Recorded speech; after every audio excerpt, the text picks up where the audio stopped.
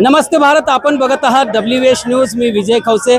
सध्या मी नागपूरच्या संविधान चौकामध्ये आहो आणि नागपूरच्या संविधान चौकामध्ये दीक्षाभूमीवरून एक महामोर्चा निघाला आणि संविधान चौकामध्ये पोहोचला.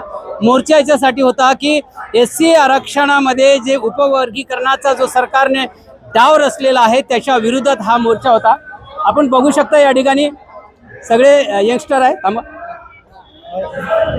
यंगस्टर कसे काय लोकांचं असं म्हणणं आहे की युवक या मोर्चामध्ये सहभागी झालेला आहे, पण मोठ्या प्रमाणात युवक सुद्धा या ठिकाणी आहे, इन्फ्लुएन्सर सुद्धा आहे. आणि विशेष करून मी एक महत्त्वाची म्हणजे या मोर्चाचा एक महत्त्वाचा एक विषय सांगू शकतो की या मोर्चामध्ये कुठल्याही पक्षाचे नेते जरी आले असेल तर ते आज नेते समजून आले नाही आहे, फक्त एक कार्यकर्ते म्हणून या मोर्चामध्ये सहभागी आलेले आहे. आपण बघू शकता अनिकेत कुतरमारे आहे, आपले धम्मा भाऊ आहे, वेगवेगळ्या पक्षामध्ये जरी काम करत असेल पण आज यांचा मुद्दा एकच आहे, तो म्हणजे SC जे वर्गीकरणाचा जो डाव सरकारनं रचलेला आहे त्याच्या विरोधात आहे. काय सांगाल आजचा मोर्चा? युवकांची संख्या थोडी कमी वाटत आहे. सर्वांना क्रांतिकारी जय भीम. तुम्ही म्हटलं युवकांची संख्या कमी वाटत आहे, पण संख्या कमी नाही आहेत खूप सारे युवक. आणि हा मोर्चा म्हणजे एका दिवशी उठलेल्या युवकांचा मोर्चा नाही, हा आंबेडकरवादी समाजाचा मोर्चा आहे आणि सच्च्या आंबेडकरवाद्यांचा मोर्चा आहे जो नेहमी निघतो.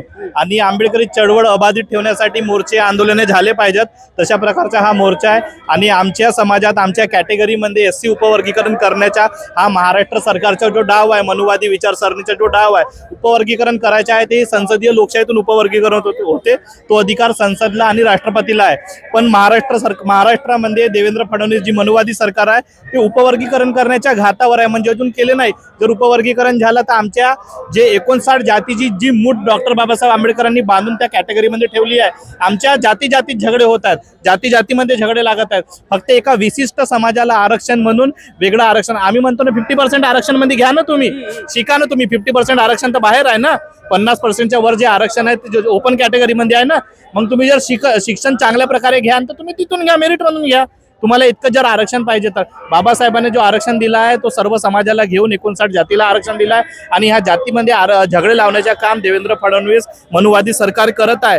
आणि या मोर्चाचे नेतृत्व कोणती एक संघटना नाही, कोणता एक बॅनर नाही, कोणता एक झेंडा नाही, फक्त एक समाज म्हणून 59 जातीचा हा विदर्भ स्तरीय मोर्चा होत आहे.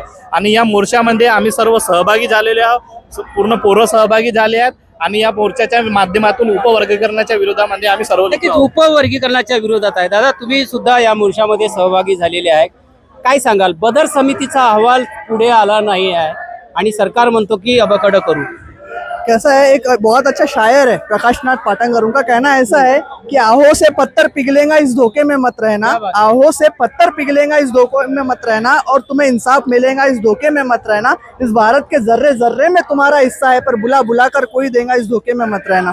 तो अब ये जो अहवाल निकला है और ये जो आप देख रहे हैं अबकड की परंपरा अभी से लागू कर दी गई है, अब ये कहाँ तक के सक्षम यानी कहाँ तक के सही है, इनको ये क्वेश्चन मार्क आता है. अभी ये लोग इतने स्पीड में क्यों कर रहे हैं सारी चीजें? क्योंकि अभी इलेक्शन को टाइम है. जब इलेक्शन आने के पहले ये लोग निपटा देंगे सारी चीजें और इलेक्शन के बाद बोलेंगे हम तो आपके साथ है. तो कहने का तात्पर्य सिर्फ और सिर्फ इतना, 59 जातियों में अगर ये लोग जो जातिवाद टिप्पणी होती थी ना, पहले ऐसा होता था अरे हाँ महार है, आप दलित है ना, हाँ चमार है, तो ये जातियों में जाति भेद करने का काम ये सरकार कर रही है इस उपवर्गीकरण से. जाती भेद निर्माण सरकार कर रही है, ऐसा ही कहना युवकों का है. तुम्ही काय सांगाल दादा? या मोर्चात तुम्ही सुद्धा सहभागी झालेले आहे, बहुजन समाज पार्टीचे नागपूरच्या शहराचे अध्यक्ष आहे. काय वाटते, एवढा भव्य दिव्य मोर्चा निघालेला आहे, सरकार या मोर्चावर लक्षात घेऊन उपवर्गीकरण रद्द करणार?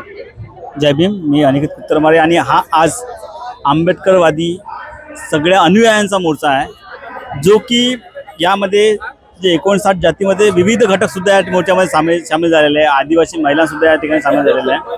आणि सामील होण्याचं कारण हे की आरक्षणामध्ये SC अनुसूचित जातीमध्ये आरक्षण आहे त्याचं उपवर्गीकरण झालं नाही पाहिजे. यामध्ये 2च जाती ज्या दिसतात त्या फक्त उपवर्गीकरणाच्या समर्थनात आहे आणि बाकी सगळ्या 57 जाती ह्या आरक्षणाच्या समर्थनात आहेत, बाकी विरोधात आहेत.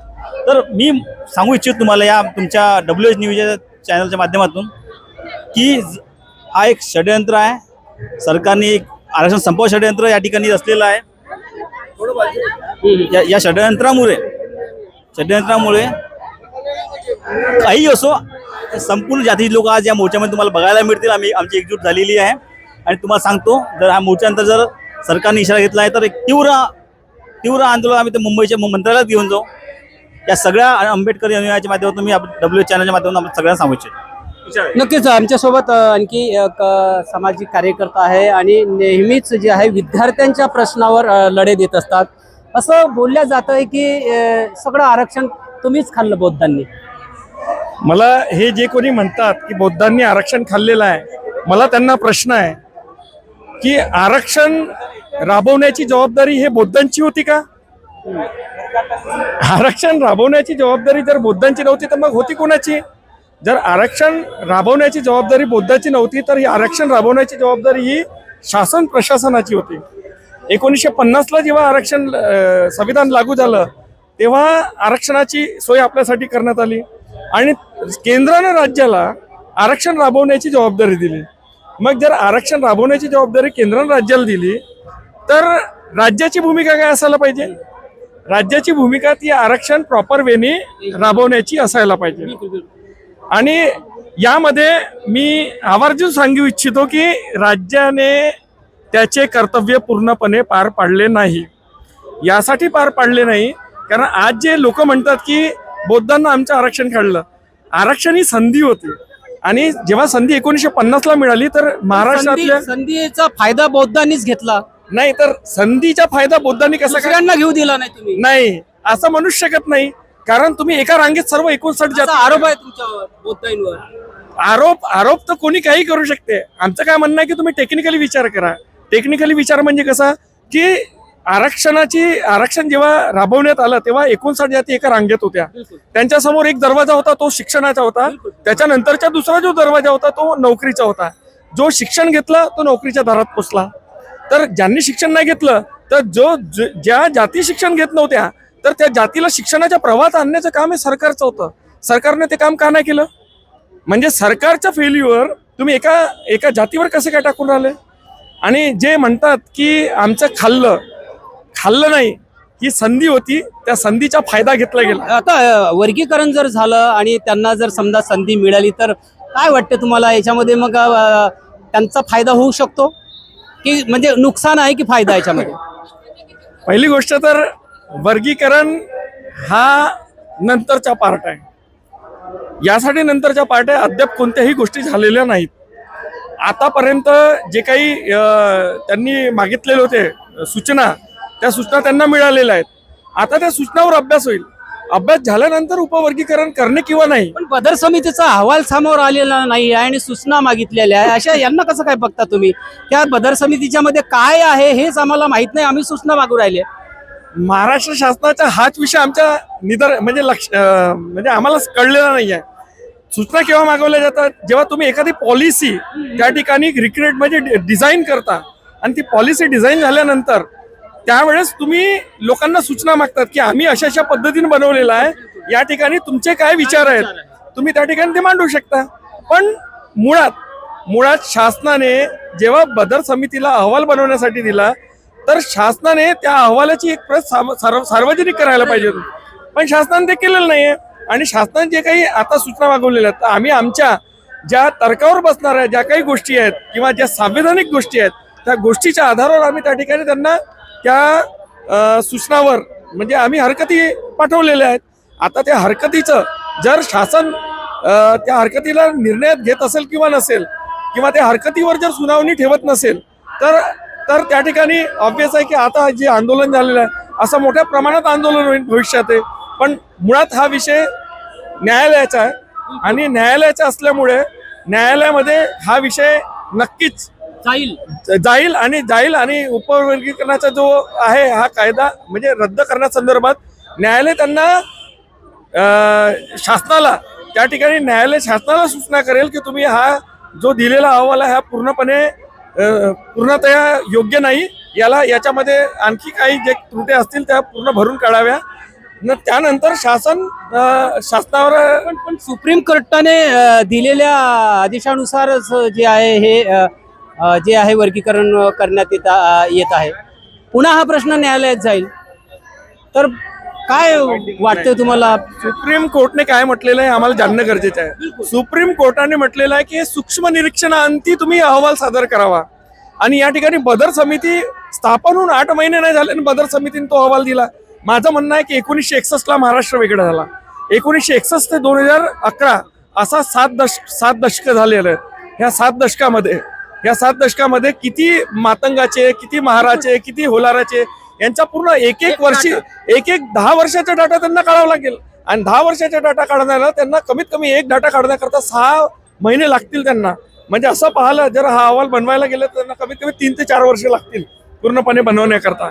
तर ते कोर्टामध्ये गेल्यानंतर ऑब्व्हियस आहे की कोर्ट त्यांना तेच म्हणेल की तुम्ही हा अहवाल सूक्ष्म दिलेला नाहीये, तुम्ही याला पूर्णतया बनवून आम्हाला सादर करा. निश्चितच कुठल्याही प्रकारचा इम्पेरिकल डाटा सरकार जवळ नाही आहे. कुठल्या जातीचे किती संख्या आहे ही सुद्धा सरकार जवळ नाही. आणि हा एकदम जो आहे वर्गीकरणाचा आढावा आखलेला आहे. माझ्यासोबत यश भाऊ गवरखेडे सुद्धा आहे, सामाजिक कार्यकर्ते. तुम्ही काय सांगाल भाऊ, आजचा जो एकंदरीतच मोर्चा संविधान चौकामध्ये धडकला, याची धडक सरकारपर्यंत पोहोचेल? ये जो मोर्चा यहाँ पे हुआ है ये अभी संविधान चौक पे हुआ है. अगली बार देवेंद्र फडणवीस के घर पे होगा, क्योंकि वो बहुत टेक्निकली चाह रहे हैं ये लोग कि इस देश का जो संविधान है वो उसके जो मूल है वो हट जाए और मनुस्मृति को यहाँ पे लागू किया जाए. मनुस्मृति के जो विचार है, मनु की जो विचारधारा है, उसको सब क्लासिफिकेशन के माध्यम में भाई भाई में किस तरीके से झगड़े लगाई जाती है, उसका जो काम है ये यहाँ पे चल रहा है. अगर आप देखोगे सब लोगों ने सामाजिक न्याय की बात की, सब लोगों ने आरक्षण की बात की, लेकिन किसी ने ये बात की क्या बजट के ऊपर? अभी आशीष जी फुलझेले ने आपको टेक्निकली बहुत सारी चीजें समझा दी होगी. पागी के कमीशन को जिस तरीके से दिखाया जा रहा है कि एक विशिष्ट जो जाति है वो पूरे रिजर्वेशन का 90% आरक्षण खा रही है. लेकिन देखना ये पड़ेगा कि ये पूरे आबादी में सबसे बड़ी आबादी किसकी है. बाबा साहेब को कोट करते हुए एक चीज मान्यवर काशीराम साहब ने कही थी कि जिसकी जितनी संख्या भरी उसकी उतनी हिस्सेदारी. तो क्या वो हिस्सा मिला है क्या? और फिर जो अन्य जातियां हैं जिनका रिप्रेजेंटेशन नहीं हो पाया सोशली, पॉलिटिकली और एम्प्लॉयमेंट में, क्या उनका ड्रॉप आउट रेशियो आपने चेक किया तो वो बेचारे 8वीं पास भी नहीं कर पा रहे.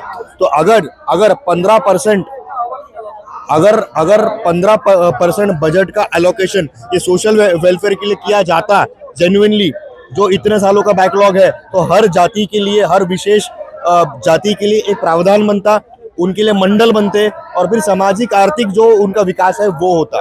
वो सरकार ने नहीं किया. वो चाहे यूपीए की हो, चाहे एनडीए की हो, चाहे कांग्रेस हो, चाहे वो बीजेपी हो, सभी लोगों ने वोट बैंक की राजनीति की है.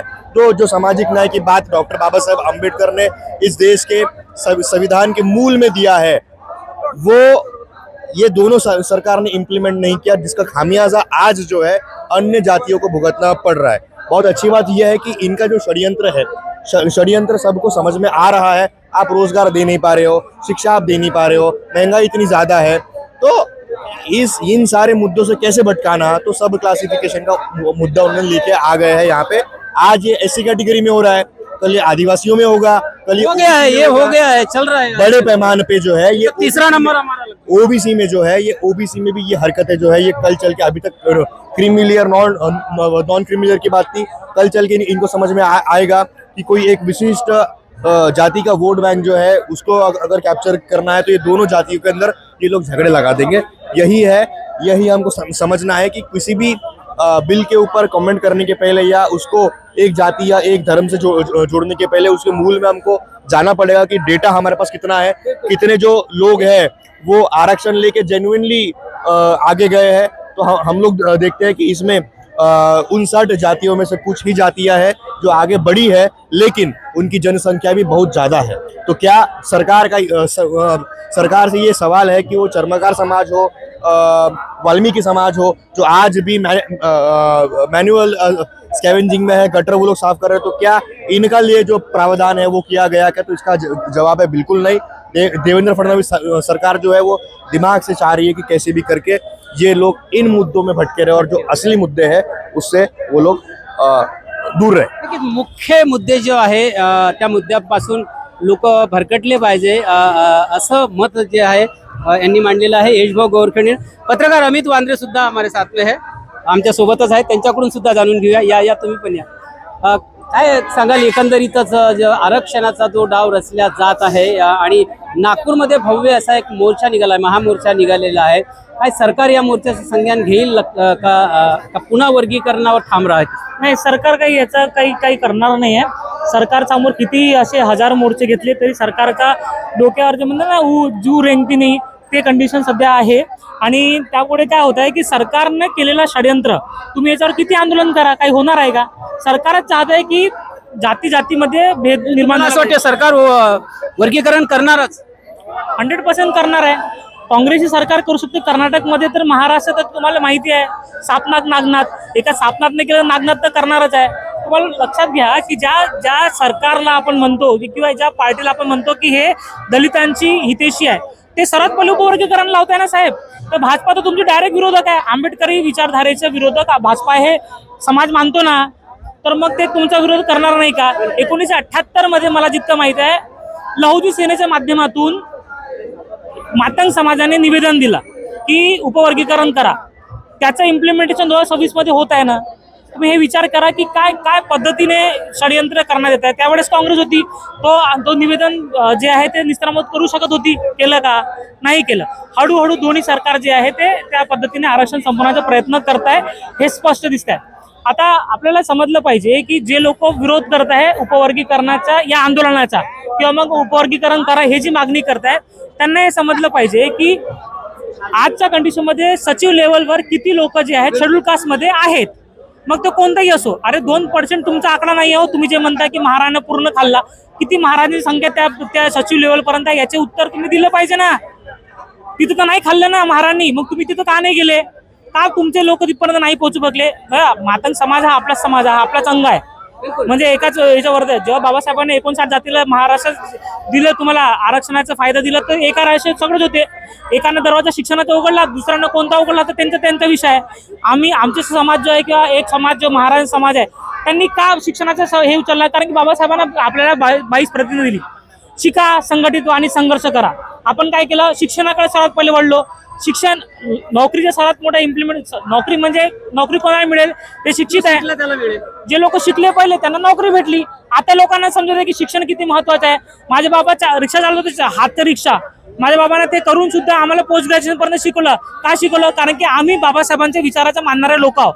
बाबासाहेबांनी म्हटलं शिका. माझ्या बाबांना एक पोर कमी खाल्लीनं पोरांना शिकवलं, 3 पोरांना पोस्ट ग्रॅज्युएशन केलं. आज आम्ही त्या पद्धतीने उभे आहोत. बाकी लोकांना शिक्षणाचं महत्त्व समजलं असता तर आज सर्वांनी एकमेकांची कॉम्पिटिशन केली असती. आणि जे आज ते आरोप करतायत की आम्ही जे आहे ते आमचं आरक्षण जे पूर्ण ते लोक खात आहेत, ते आरोप नाही केलं असतं. आणि जेव्हा तुम्हाला माहिती आहे की तुम्हाला जायचं एका जागेवर आहे, तुम्ही एकाच रांगेवर जे आहे ते धावण्याचा प्रयत्न करता. आता जे लोक जे आहेत, कोणते लोक समोर चालले, कोणते लोक कमी चालले, हा त्यांचा टॅलेंट आहे ना. अल्टिमेटली तुम्ही कसं म्हणू शकता की हा जास्त टॅलेंटेड आहे म्हणून यानं पूर्ण आरक्षण खाल्ला? का म्हणू शकता? तर हे तुम्हाला भडकवण्याचा प्रयत्न आहे. आणि फक्त एक विचारधारा, अल्टिमेटली आंबेडकर विचारधारा हे हिंदुत्व विचारधाराच्या विरोधात आहे. म्हणून काय करायचं की जे हिंदुत्व विचारधाराच्या शेड्यूल कास्टमध्ये त्यांना भडकवायचं आणि त्यांच्या कांद्यावर बंदूक ठेवून चालवून द्यायचं. हे काम सरकार करताना दिसत आहे. फूट डालो राजकारणची नीती आहे. पत्रकारांचं मत आपण घेतलेलं आहे. आणखी काही जे आहे या मोर्चात सहभागी झालेले कार्यकर्ते, तुम्ही काय सांगाल एकंदरीतच आजच्या मोर्चाच्या संदर्भात? जो आज मोर्चा दीक्षाभूमीवरून थेट संविधान चौकात निघाला आणि इथून जिल्हाधिकाऱ्यांना मुख्यमंत्र्यांना निवेदन दिलं जिल्हाधिकाऱ्यांना. आज आपण पाहू शकता की नागपूरमध्ये विदर्भस्तरीय उपवर्गीकरणाच्या विरोधात इथे आंबेडकरी समाजच नाही तर अनुसूचित जातीमधले 59 जातीचे लोक एकत्रित होऊन यांनी डिमांड केली आहे, मांग आहे की उपवर्गीकरण हे व्हायला नको. ह्या गोष्टीला आंदोलनाच्या माध्यमातून, रॅलीच्या माध्यमातून एक मोठा नागपुरातच नाही तर पूर्ण महाराष्ट्रात संदेश गेला की सर्व समाज हा उपवर्गीकरणाच्या विरोधात आहे आणि सरकारला लवकरच हे जागे करण्याच्या माध्यमातून इथे लोक मोठ्या प्रमाणात एकत्रित झालेले आहे. आज ज्या प्रकारे लोकांची मागणी आहे आणि एवढ्या मोठ्या प्रमाणात संपूर्ण महाराष्ट्रात समाज एकत्रित होत आहे, कुठे ना कुठं महाराष्ट्राच्या शासनाला हे जाणीव करून द्यायची आहे की जे काही तुम्ही करत आहात हे संविधानाच्या विरोधात आहे. बाबासाहेब आंबेडकरांनी अनुसूचित जातीला एक वर्ग म्हणून हे केलेलं आहे. त्यांना तुम्ही गटागटामध्ये जे विभागणी करता ते संविधान विरोधी आहे. त्याकरिता आजचा हा मोर्चा आहे आणि हा मोर्चा या नंतर सुद्धा मोठ्या प्रमाणात जिथं जिथं आवश्यकता असेल, ज्याप्रमाणे सर्व समाजाचे लोक एकत्रित होऊन 59 जातीचे लोक एकत्रित होऊन ही मागणी पूर्ण करण्याकरिता लढा देत आहेत. आणि नक्कीच हा लढा देत राहील. जर सरकारने उपवर्गीकरण जर रद्द केलं नाही तर हा लढा पुन्हा तेवत राहणार आहे. तुम्ही काय सांगाल, काय वाटते तुम्हाला? बदर समितीचा रिपोर्ट समोर आलेला नाही आहे, त्यावर सूचना सरकारने मागितलेल्या आहे. काय वाटते काय तुम्हाला? मी एकंदरीत सरकारचं धोरण काय है या वर्गीकरणाच्या विषय? सरकार की इसके अंदर में बहुत स्पष्ट मंशा है कि दलितों के अंदर में जो 59 कास्ट है उनके अंदर में आपस में झगड़े कैसे लगेंगे, उस दिशा में सरकार का प्रयास है। और इसीलिए सरकार ने ये कोशिश की है कि उपवर्गीकरण के माध्यम से, अगर दलितों को इस माध्यम से नहीं तो कम से कम उपवर्गीकरण के माध्यम से उनमें आपस में फूट डाल के बांटने का काम करना चाहिए। ये एक मुद्दा हो गया। दूसरा विषय ऐसा है कि कुछ लोगों से हमको भी सावधान रहने की कोशिश करना पड़ेगा, क्योंकि चुनाव के समय में होता क्या है कि दगड़पेक्षा ईंट महू, ये फार्मूले पे समाज जब दौड़ता है तो समाज को ये भी ध्यान में रखना पड़ेगा कि तेलंगाना के अंदर में उपवर्गीकरण का इम्प्लीमेंटेशन करने का काम सबसे पहले किसने किया? कांग्रेस की सरकार है। उसके बाद में तेलंगाना के अंदर में उपवर्गीकरण का जो है उसका इम्प्लीमेंटेशन सबसे पहले करने का काम किसने किया? इसको भी सरकार को, जनता को ध्यान में रखना पड़ेगा। कौन अपने है कौन परा है इसको ध्यान में रखना पड़ेगा। और हरे घास के अंदर में हरा सांप कौन है, ये समाज को जिस दिन समझेगा तो अपनी ताकत जब दिखेंगी तो ये भी चीज़ अपने को समझना पड़ेगा। क्योंकि अभी जो हाल फिलहाल में घटना हुई, जो 6 खासदार जो छोड़ के चले गए, तो ये भी हमको समझना पड़ेगा कि जो 6 खासदार जीते थे शिवसेना से जीते थे, लेकिन उनको वोट तो संविधान बचाने के नाम पे पड़ा था कि बीजेपी और वो उसके अजीत पवार के पार्टी को और शिंदे के पार्टी को हराना है, और इसके लिए संविधान खतरे में है करके उनको वोट दिया गया। और जिनको संविधान खतरे में है ये बता के जिनको वोट दिया गया, और वही लोग आज बीजेपी के साथ में शिंदे के साथ में चले गए। तो ये खतरे जो है, ये ऐसे खतरे जब बार बार आते हैं तो ये उपवर्गीकरण के रास्ते फिर क्लियर हो जाते हैं। इसीलिए सीधा सीधा मामला है कि हमको उनको भी पहचानना पड़ेगा। बीजेपी ने जितनी घाई नहीं किया है सुप्रीम कोर्ट का डिसीजन आने के बाद में, उतनी घाई कांग्रेस के सरकारों ने किया तेलंगाना कर्नाटका के अंदर में। अभी वो हो सकता है कि तमिलनाडु में विजयन को बोल के कर दे, और अभी केरला में उनकी सरकार है वहाँ भी करेंगे, और हिमाचल वाले को बोल दिया है।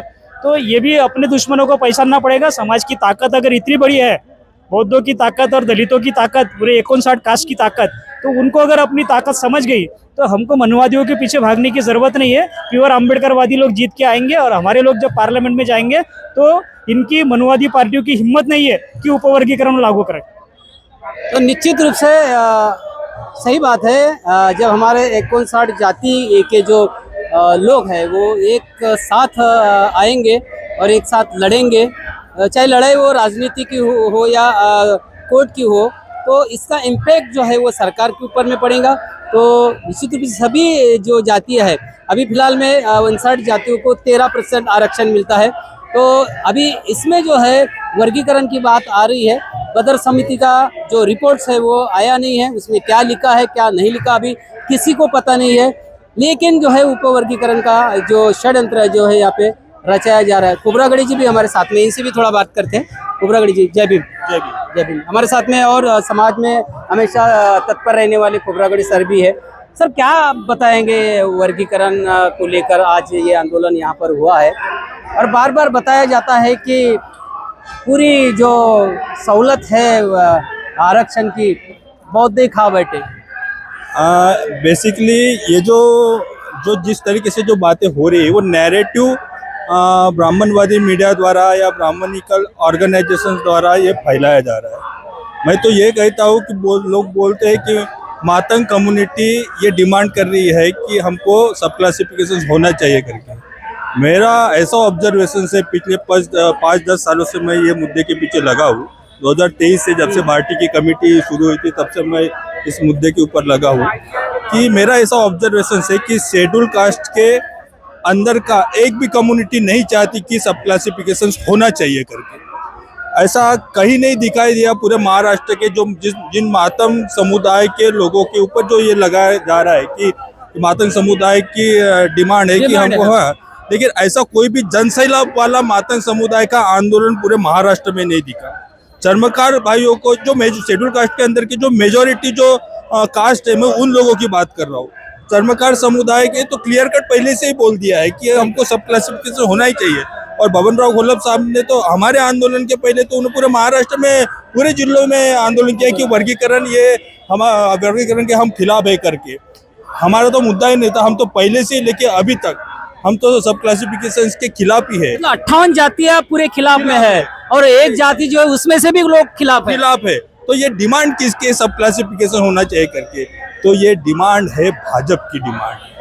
ये जो सत्ताधारी क्लास है, जो भाजपा है, इनकी डिमांड है।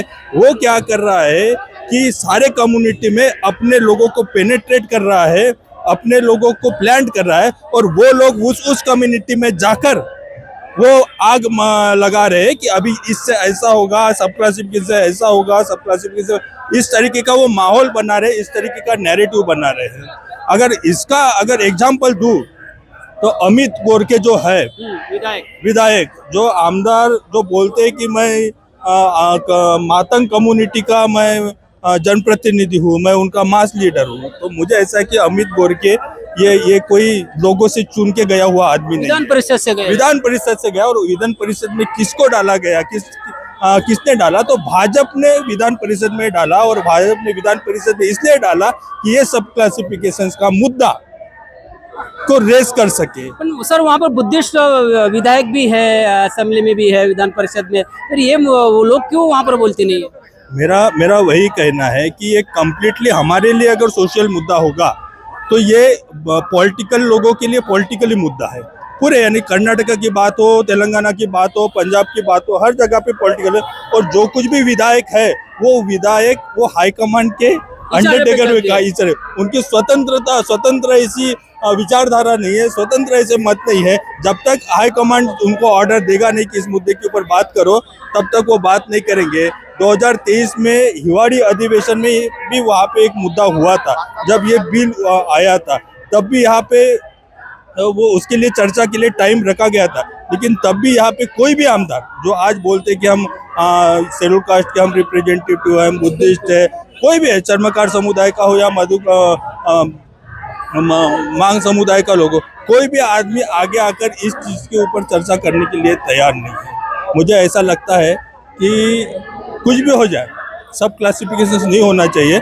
सब क्लासिफिकेशन होने के वजह से सिर्फ बुद्धिस्ट लोगों का ही नहीं, तो चर्मकार समुदाय का भी लॉस है, मातंग समुदाय की भी लॉस है, और इससे ज़्यादा लॉस जो 56 कम्युनिटी जो अभी तक आइडेंटिफाई ही नहीं हुए, वहाँ पे डोर आएगा, वहाँ पे खाटिक आएगा, वहाँ पे वडार आएगा, इन कम्युनिटी का सबसे बड़ा लॉस होगा।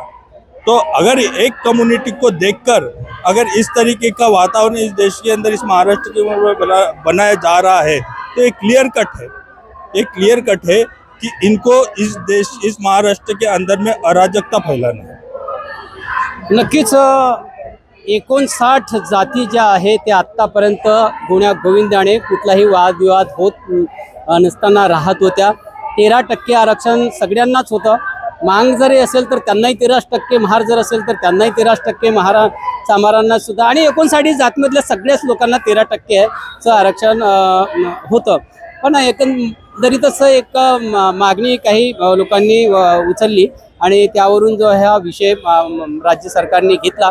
आता त्याविरुद्ध जे आहे 58 जाती जे आहे एल्गार करत आहे आणि SC आरक्षण उपवर्गीकरणाचा विरोध करत आहे। त्याचं ताजं उदाहरण जे आहे नागपूरमध्ये जे एक महामोर्चा, भव्य मोर्चा निघालेला आहे आणि महाराष्ट्रातही इतर मोर्चे निघत आहेत। तर सरकारने जर या मोर्चाला गंभीरतेने घेतलं नाही तर संपूर्ण महाराष्ट्रातून मोर्चा, एक भव्य मोर्चा सुद्धा निघाला तर लाखोच्या संख्येमध्ये जे आहे 58 जातीचे SC जे आहे सडकेवर उतरणार आणि सरकारला SC आरक्षण उपवर्गीकरण रद्द करण्यास भाग पाडणार। बघत राहा WS न्यूज, लाईक करा, सबस्क्राईब करा। जय भीम, नमो बुद्धाय।